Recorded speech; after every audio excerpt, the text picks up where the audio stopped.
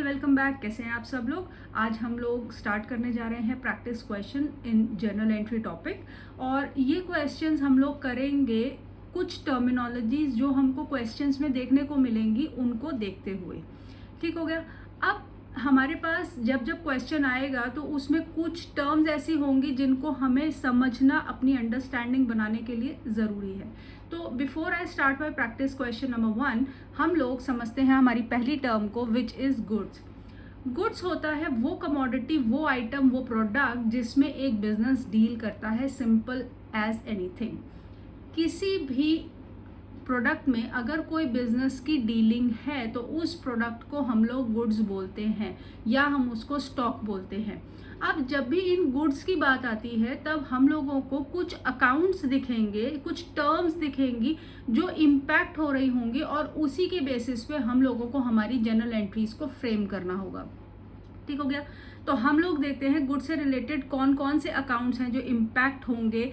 Purchases account, ठीक हो गया। तो परचेजेस अकाउंट जब जब आप गुड्स खरीदेंगे, मतलब जिसमें आपकी डीलिंग है, जब जब आप गुड्स बाय करेंगे, स्टॉक ऐड करेंगे, तो हमारा कौन सा अकाउंट इम्पैक्ट होगा, वो होगा परचेजेस अकाउंट। जब जब आप उस गुड्स को सेल करेंगे, ऑब्वियसली किसी भी बिजनेस में परचेज और सेल तो होगी ही होगी, तो जब जब आप सेल करेंगे, गुड्स की सेल होगी, उस केस में आप लोगों का कौन सा अकाउंट इम्पैक्ट होगा, दैट इज सेल्स अकाउंट। फिर उसके बाद आता है परचेज रिटर्न अकाउंट। कई बार ऐसा होगा कि आप लोगों ने गुड्स तो सेल कर दिया, लेकिन गुड्स तो आपने परचेज कर लिए, लेकिन आप लोगों को गुड्स कुछ डिफेक्टिव दिखे या आप लोगों के स्पेसिफिकेशन के अकॉर्डिंग नहीं थे, तो वो गुड्स हम लोग रिटर्न कर देते हैं। तो इसको हम डालेंगे परचेज रिटर्न अकाउंट में। एक नया अकाउंट इम्पैक्ट होगा, एक नए अकाउंट पे असर पड़ेगा और उस अकाउंट का नाम है परचेज रिटर्न अकाउंट। अगर हमने कोई सेल करी है, ठीक हो गया, और वो सेल से हमें वापसी आ गया है, हमारा कस्टमर हमें प्रोडक्ट वापस लौटा गया है, तो वो हमारा आएगा सेल्स रिटर्न अकाउंट में। और लास्ट एक होगा स्टॉक अकाउंट, जिसके अंदर हम लोग अपना सारा का सारा स्टॉक मेंटेन करेंगे, जो हमारा क्लोजिंग स्टॉक होगा, बेसिकली वो सब। ठीक हो गया। तो ये हमारे कुछ 4-5 अकाउंट है, ये हमारे को सिर्फ लास्ट में देखने को मिलेगा, तो इस पे हमारा अभी ज़्यादा फोकस नहीं है। हमारा ज़्यादा फोकस रहेगा इन 4 अकाउंट्स के ऊपर हमारे आने वाले क्वेश्चन में। और हम लोग आइडेंटिफाई करेंगे कि what is the nature of all these accounts occurring in front of me. So all these accounts are in nature of nominal account. अब नॉमिनल अकाउंट जैसे ही मैं लिख रही हूँ, आपके दिमाग में अलर्ट आ जाना चाहिए कि हम बात कर रहे हैं एक्सपेंसेस और इनकम्स की। ठीक हो गया। तो इसका मतलब जब जब आप परचेज की बात करेंगे तो वो हमारा हो गया एक्सपेंस। जब जब आप हमारा परचेज रिटर्न की बात करेंगे, परचेज रिटर्न ही देख लेते हैं। जब जब आप हमारा परचेज रिटर्न की बात करेंगे तो मेरा एक्सपेंस जो मैंने किया था वो कम हो गया, तो वो हमारा हो गया इनकम अकाउंट। ऐसे ही सेल मेरा होगा इनकम अकाउंट, वेरी ऑब्वियस। और सेल्स रिटर्न मेरा सेल कम हो गया, मेरी इनकम कम हो गई, तो इनडायरेक्ट वे में मेरा एक एक्सपेंस हो गया। तो इसको हम लोग ऐसे डील करेंगे। ठीक हो गया। अब हम क्वेश्चन देखते हैं और क्वेश्चन के थ्रू हम समझेंगे कि हमारे को कैसे कैसे एंट्रीज पोस्ट करनी है। क्वेश्चन में मुझे कुछ 10-12 एंट्रीज मैंने लिखी हुई हैं। सबसे पहले हम लोग पढ़ लेते हैं what is the question like. Enter the following transaction in the journal of Harry and Sons. January 1st को ही purchase goods for cash and that is ₹10,000। So shall we start posting entry. ये मैंने format already बना दिया है, date लिखा हुआ है, यहाँ पे आप लोग पर्टिकुलर्स लिख लीजिएगा। लेजर फोलियो नंबर हमारे पास कुछ है नहीं, डेबिट एंड क्रेडिट। तो हमारे पास पहली ट्रांजैक्शन थी January 1st की, ठीक है, और इसमें मुझे बोल रहा है परचेज गुड्स फॉर कैश। अब ध्यान यहाँ पे देंगे कि अगर मुझे यहाँ पे फॉर कैश नहीं लिख के दिया जा रहा है, मतलब मुझे सिर्फ इतनी इंफॉर्मेशन गिवन है परचेज गुड्स, तो भी मैं यही मानूंगी कि it is for cash. It is a hidden assumption और hidden thing in the question, जो मैं अभी आप लोगों को आइडेंटिफाई करना बताऊंगी। फॉर कैश लिख दिया, एकदम ऑब्वियस कर दिया, बट अगर फॉर कैश नहीं लिखा हुआ है और सिर्फ इतना दिया गया है purchased goods, then I will say it is my cash purchases. So shall we post entry? तो ध्यान देंगे, हमने गुड्स परचेज की है। Purchases is my expense account. ठीक हो गया। और एक्सपेंसेस क्या होते हैं, all expenses to be debited. तो मैं यहाँ पे कौन सा अकाउंट इम्पैक्ट करूँगी, मैं अकाउंट इम्पैक्ट करूँगी परचेजेस अकाउंट डेबिट टू। अब दूसरा अकाउंट जो इम्पैक्ट हो रहा है इस ट्रांजैक्शन में वो हो रहा है कैश अकाउंट। और अगर आप लोगों को याद हो तो कैश इज माय एसेट, ठीक हो गया। तो एसेट से रिलेटेड मेरा कौन सा रूल लगेगा, रियल अकाउंट के रूल्स लगते हैं। और रियल अकाउंट बोलता था what comes in debit and what goes out credit. तो इसका मतलब कैश यहाँ पे जा रहा है तो व्हाट गोज आउट, तो what is going out to cash. I think the amount was 10,000 rupees and here also I am posting 10,000 rupees. मैं यहाँ पे अपनी नरेशन डालूंगी, being goods purchased for cash। यहाँ तक की चीज़ आप लोगों को क्लियर हो गई। अब हम आते हैं अपनी दूसरी ट्रांजैक्शन के ऊपर, ठीक हो गया। दूसरी ट्रांजैक्शन बोल रहा है गुड्स परचेज फ्रॉम सनी। अब दूसरा चीज़ जो हिडन एडजस्टमेंट बोल सकते हैं या आप हिडन आइटम बोल सकते हैं, जिसके अंदर हम लोग देखेंगे कि इस ट्रांजैक्शन का क्या मतलब है। तो जब मुझे किसी इंसान का नाम दिया गया है सिर्फ और आगे कैश है या क्रेडिट है मुझे नहीं मालूम है, तो उस केस में मैं ये अज्यूम करके चलूँगी नाम बताने का मतलब ही है कि हम लोगों ने क्रेडिट मतलब उधारी में परचेज लिया है, ठीक हो गया। तो we will say it as credit purchase. हम लोगों ने क्या लिख दिया, purchase goods from Sunny that is 21,000, 21,000 का गुड्स परचेज किया है तो क्रेडिट। अब सनी कौन है, देखिए दो अकाउंट कौन कौन से इंपैक्ट हो रहे हैं। एक तो नॉमिनल अकाउंट परचेज करा है गुड्स, ठीक हो गया, साफ दिखाई दे रहा है। दूसरा अकाउंट कौन सा इंपैक्ट हो रहा है, सनी का अकाउंट इंपैक्ट होगा यहाँ पे, ठीक है। अब सनी नाम से क्या लग रहा है, दिस इज अ पर्सन, ठीक हो गया। तो हम लोगों का इसमें पर्सनल अकाउंट वाला रूल लगेगा। तो पर्सनल अकाउंट वाला हमारा रूल होता था debit the receiver and credit the giver. So Sunny is here the giver for my business, so I will be crediting it, ठीक हो गया। तो इसको हम डालेंगे जनवरी, कौन से जनवरी का, 4 जनवरी। Next transaction is purchases account debit to Sunny account cash account, ठीक हो गया। नरेशन लिखेंगे being goods purchased from Sunny on credit, ठीक हो गया। हम यहाँ पे प्रॉपरली मेंशन कर रहे हैं कि हमने उधारी में उससे सामान लिया। 21,000 in my debit side for purchases and 21,000 in my Sunny's account as creditor. He became my creditor here. अब ज़रा ध्यान से देखेंगे तो हमारे पास यहाँ पे अब मुझे क्या आप लोग बता सकते हैं मेरे पास टोटल परचेजेस कितने की हो गई। मेरे परचेजेस के अकाउंट में इस टाइम टोटल कितना आ गया, मेरा टोटल आ चुका है 31,000 का, ठीक है। मेरे पास 31,000 का स्टॉक अवेलेबल है। This is just for your understanding, इसका भी हमें कुछ भी नहीं करना। हम अपनी नेक्स्ट ट्रांजैक्शन देखते हैं जो बोलती है परचेज्ड फर्नीचर फॉर कैश। अब मैंने क्या करा, अब ध्यान दीजिएगा यहाँ पे वर्ड तो लिखा है परचेज्ड, लेकिन क्या परचेज्ड गुड्स है या फर्नीचर है, नहीं मैम, यहाँ पे फर्नीचर वर्ड का यूज़ करा गया है और फर्नीचर मेरा गुड्स नहीं है, क्योंकि मेरे को अभी ये नहीं बताया गया कि मेरी डीलिंग किस चीज़ में है। जब तक गुड्स वर्ड का यूज़ हो रहा था हमने माना कि यही स्टॉक था। अब यहाँ पे वर्ड यूज़ हो रहा है furniture, that means this is an asset, ये मेरी एसेट है जो मैंने परचेज करी है। व्हाट कम्स इन डेबिट, तो एसेट आ रही है, हम लगाएंगे हमारा रियल अकाउंट वाला रूल और हम यहाँ पे इसको बना देंगे फर्नीचर अकाउंट डेबिट। अब हमने आगे लिख दिया फॉर कैश, स्पेसिफिकली मेंशन है, या अगर हम खाली ये भी लिखते परचेज फर्नीचर तो भी हमारे को यही मानना होता कि हमने जो फर्नीचर है वो हमने कैश में परचेज करा है। तो यहाँ पे हमारी एंट्री क्या होगी, हमारे पास एक एसेट आ रही है फर्नीचर की और दूसरी एसेट जा रही है कैश की। तो हमारी एंट्री क्या बनती है, इस हिसाब से हमारी एंट्री बनती है Jan, I think it was 10th of Jan furniture account debit to cash account, as simple as anything. ठीक हो गया। हमने कितने का फर्नीचर खरीदा था, अमाउंट देख लेंगे, 4500 का हमने फर्नीचर लिया था।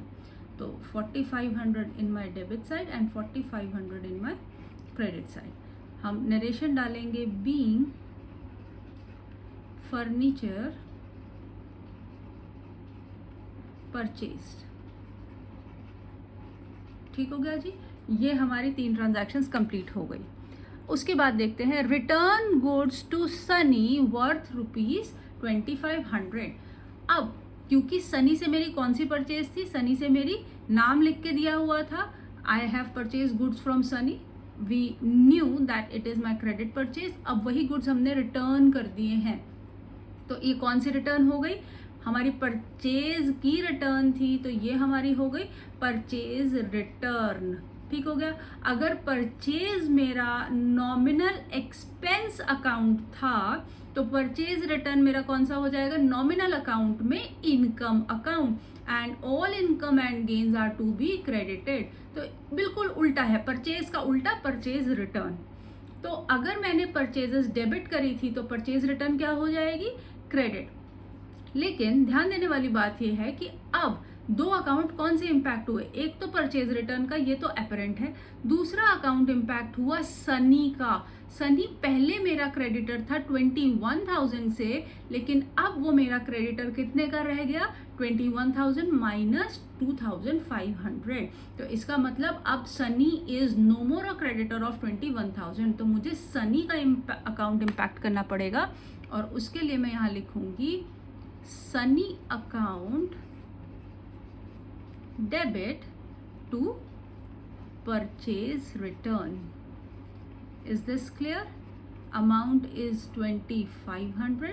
This is also 2,500. Being goods returned to Sunny. Clear? Date एक बार चेक कर लेते हैं। हमारी डेट है 15 जनवरी। ठीक हो गया। यहाँ पे हम लिख देंगे Jan 15, और यहाँ पे हम लोग पर्टिकुलर्स लिख देंगे। Now next entry is for Jan 26। Now अब हमने क्या करा, हमने सनी को कैश पे कर दिया 15,000 का। So let's make it's entry. हम लोगों ने क्या करा है, जनवरी 26 में हमने सनी को कैश पे कर दिया। अगेन सनी का अकाउंट इंपैक्ट हो रहा है, सनी अकाउंट डेबिट, और मैंने क्या करा है, कैश पे कर दिया है, तो टू कैश अकाउंट एक एसेट जा रही है, और हमारा अमाउंट कितना था, हमारा अमाउंट था 15,000। यहाँ लिखेंगे being cash paid to Sunny. Is this clear? अब हम आगे चल रहे हैं। हमारी नेक्स्ट ट्रांजैक्शन है February 2 की, जिसमें बोल रहा है, अब देखिए ध्यान से, it has said purchase goods from Jack for cash. अब नाम भी दिया हुआ है और कैश भी दिया हुआ है, तो इसका क्या मतलब होता है, ये कैश ट्रांजैक्शन है, this is not a credit transaction. तो इसको हम लोग कैसे लिखेंगे, February 2 में मेरे कौन कौन से 2 अकाउंट इंपैक्ट हो रहे हैं। एक तो मैंने गुड्स परचेज कर लिए, दोबारा देखेंगे मेरी ट्रांजैक्शन को, एक तो मैंने गुड्स परचेज कर लिए, तो एक तो मेरा परचेजेस अकाउंट इंपैक्ट होगा क्योंकि मेरा स्टॉक बढ़ रहा है, और दूसरा क्या मेरा जैक का अकाउंट इंपैक्ट होगा, नो, हमारा कौन सा अकाउंट इंपैक्ट होने जा रहा है, कैश का, क्योंकि मेरे पास से कैश जा रहा है, मैंने क्रेडिटर थोड़ी बढ़ाया। तो इसीलिए हम लोग यहाँ पे जैक को क्रेडिट ना करके कैश क्रेडिट करेंगे, बिकॉज मेरे पास से मेरी एसेट जा रही है। तो हम लोग एंट्री करेंगे purchases account debit to cash account. अगर तो क्वेश्चन मुझे सिर्फ इतना लिख के देता कि हम लोगों ने जैक से परचेज किया है, ठीक है, तो हम बोलते कि this is a credit purchase, तो बिल्कुल ये सनी वाला ट्रांजैक्शन बन जाता। बट अब क्योंकि इसमें कैश वर्ड यूज कर दिया है अपेरेंटली, तो हम लोग इसको कैश परचेज ही मानेंगे। ठीक हो गया। तो अब हम लिख लेते हैं बीइंग गुड्स परचेस्ड। अब आप लिखना चाहते हैं तो लिख सकते हैं फ्रॉम जैक ऑन कैश, नहीं भी लिखेंगे तो भी चल जाता, ठीक है। अब हमारे नेक्स्ट ट्रांजैक्शन देखेंगे सोल्ड गुड्स। चलो जी, सेल हो गई, ध्यान देंगे हमारी क्या हो गई, सोल्ड गुड्स। ओके, ये हमारी है जनवरी 10 की ट्रांजैक्शन। अब क्या मुझे लिख के दिया हुआ है कि ये कैश में सेल हुई या क्रेडिट सेल हुई? अब हम लोग सिमिलर रूल अप्लाई करेंगे। अगर मुझे किसी इंडिविजुअल का नाम यहाँ पे नहीं दिया गया है और मुझे सिर्फ इतना इंफॉर्मेशन प्रोवाइडेड है सोल्ड गुड्स, तो इसका मतलब ये कौन सी ट्रांजैक्शन हुई, cash transaction, it is not a credit transaction, ठीक हो गया। तो अब सेल्स मेरा कौन सा अकाउंट होता है आप बताएंगे, सेल्स मेरा होता है इनकम अकाउंट, ठीक हो गया। और मेरे पास दूसरा अकाउंट जो इम्पैक्ट हो रहा है वो क्या हो रहा है, मेरा एसेट आ रहा है, कैश आ रहा है, व्हाट कम्स इन डेबिट। तो ये ट्रांजैक्शन को जब हम रिकॉर्ड करेंगे तो हम कैसे रिकॉर्ड करेंगे, फरवरी 10 में हम लोग लिखेंगे cash account debit to sales account. यहाँ पे हम लिखेंगे being goods sold for cash. और मेरा कितना अमाउंट था, I think it was 13,000, yes it was 13,000, ठीक है। ये 13,000 की मैंने सेल कर ली। आगे चलते हैं, अगला ट्रांजैक्शन है गुड्स सोल्ड टू मैक। अब ध्यान देंगे, अब मैंने मैक को गुड्स तो सेल करे हैं, लेकिन ये नहीं पता चल रहा कि कैश में सेल करा है या क्रेडिट पे सेल करा है, ठीक हो गया। और अभी हम लोगों ने डिस्कस करा था, या तो नाम के साथ स्पेसिफिकली कैश लिख दिया हो तो हम बोलेंगे कैश ट्रांजैक्शन, वरना तो ये क्या है, मेरी क्रेडिट सेल्स। 12,000 का मैंने उधारी पे सामान बेचा है। तो आइए फरवरी 22 की एक ट्रांजैक्शन लिख लेते हैं। यहाँ पे लिखेंगे फरवरी 22 पर्टिकुलर्स।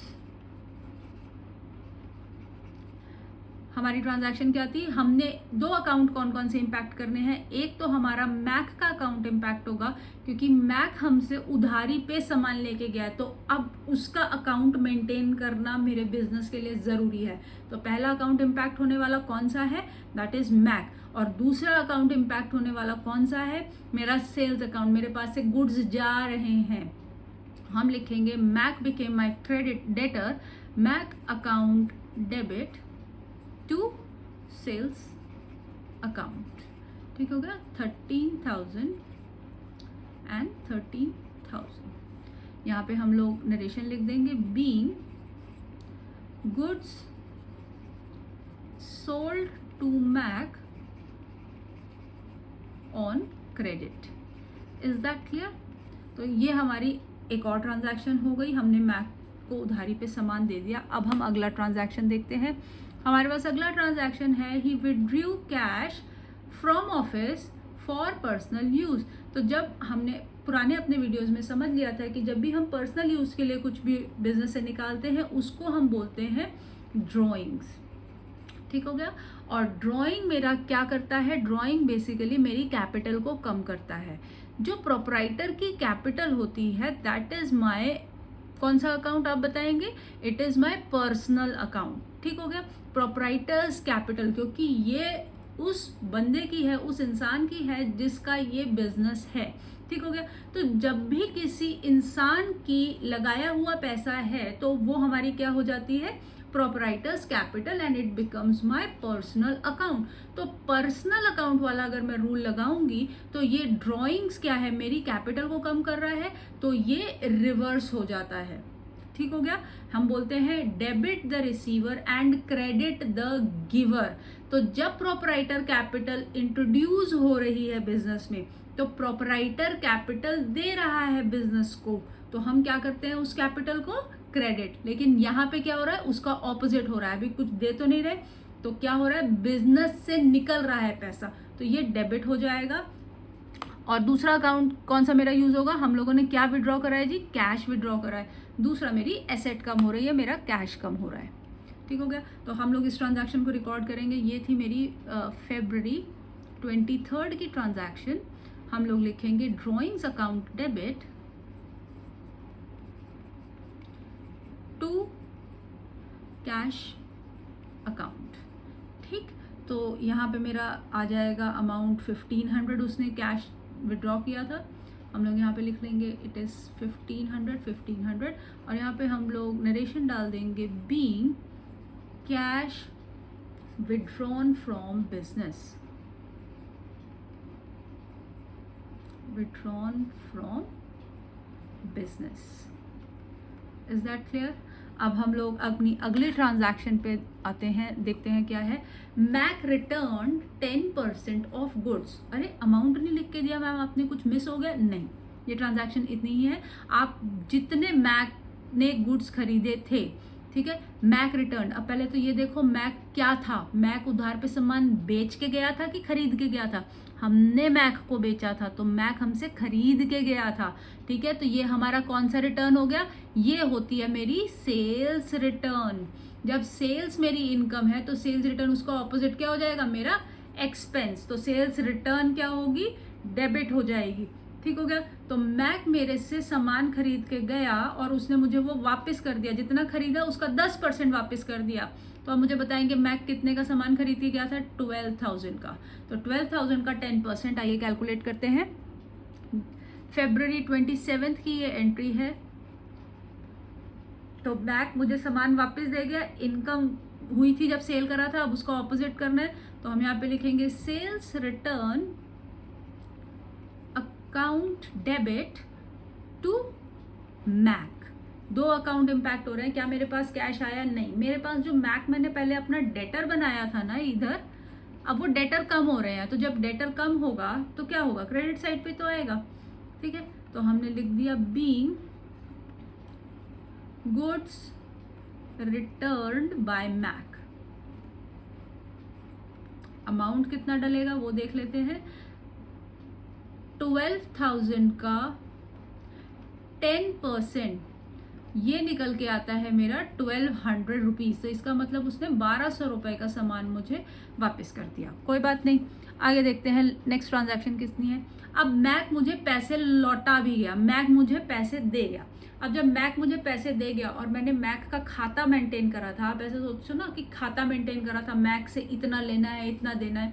अब मैक से मुझे 12,000 माइनस 1200, ठीक है, इतना अमाउंट मैक का ड्यू था मेरे ऊपर, मतलब मैक का ड्यू था, मैक ने मुझे प्रोवाइड करना था। लेकिन अब मैक मुझे कितना इसमें से देके जा रहा है? 7500 देके जा रहा है। This is just for your understanding. इसका मुझे अभी कुछ नहीं करना है। आगे आने वाली फर्दर क्लासेस में जब हम लेजर सीखेंगे तब ये सारी चीज़ें आपको साफ साफ दिखाई देने लगेंगी। ठीक हो गया। तो हम लोग बोलते हैं कि मैक मुझे पैसा दे गया, तो दो अकाउंट इम्पैक्ट कौन कौन से? एक तो कैश आया और मैक का अमाउंट कम हो गया। ठीक हो गया। तो let's do it in our entry. मेरी एंट्री है March 3 की। यहाँ पे हम लोग लिखेंगे, एक मिनट, यहाँ पे लिखेंगे March 3 Mac account debit. Sorry, हम लोगों ने मैक से पैसा लिया है।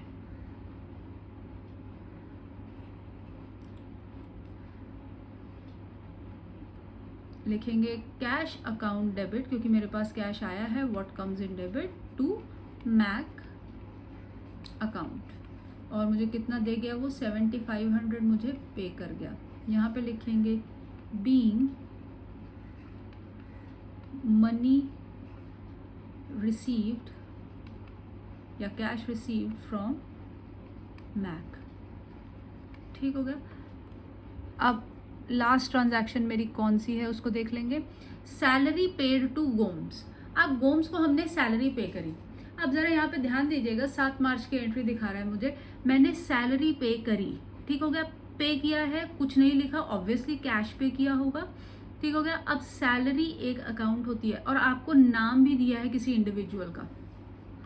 ध्यान ये देना है कि जिस इंडिविजुअल को अगर हम कुछ भी पे कर रहे हैं उस पेमेंट का पर्पस मुझे गिवन है। यहाँ पे सैलरी पर्पस है, the purpose of this payment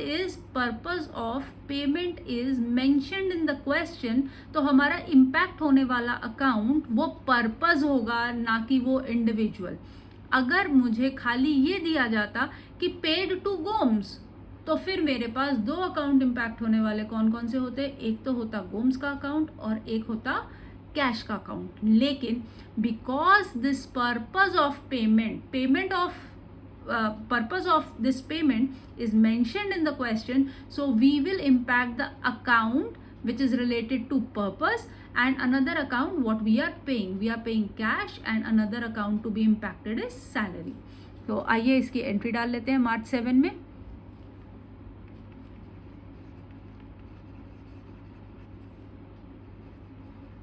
मार्च 7 की एंट्री क्या होगी. अब सैलरी अकाउंट क्या होता है मेरा, सैलरी इज माय एक्सपेंस, तो expenses to be debited, salary account debit to, मेरे पास से क्या गया, कैश अकाउंट. गोम्स का कहीं जिक्र नहीं आएगा इसमें, क्योंकि गोम से मेरा कोई लेना देना है ही नहीं. वो नाम दिया हुआ है, दिया रहने दो. 2500 रुपीज़ हमने उसे पे करे थे, तो हमने लिख दिया being salary paid to Gomes in cash. Is that clear? ये हमारा परचेज रिलेटेड एक पूरा का पूरा मैंने फुल फ्लेजेड क्वेश्चन, कई मल्टीपल क्वेश्चंस को मिला करके एक आप लोगों के सामने प्रेजेंट करा है. आई होप आप लोगों को ये सारा क्वेश्चन आराम से समझ आ गया होगा, और इसका जो कॉन्सेप्ट है गुड्स के रिलेटेड कौन कौन से अकाउंट्स हैं, उन अकाउंट्स को कैसे आइडेंटिफाई करना है, ट्रांजैक्शन कैश की है या क्रेडिट की है, ये आप आइडेंटिफाई करना है, इसके थ्रू सीख गए होंगे.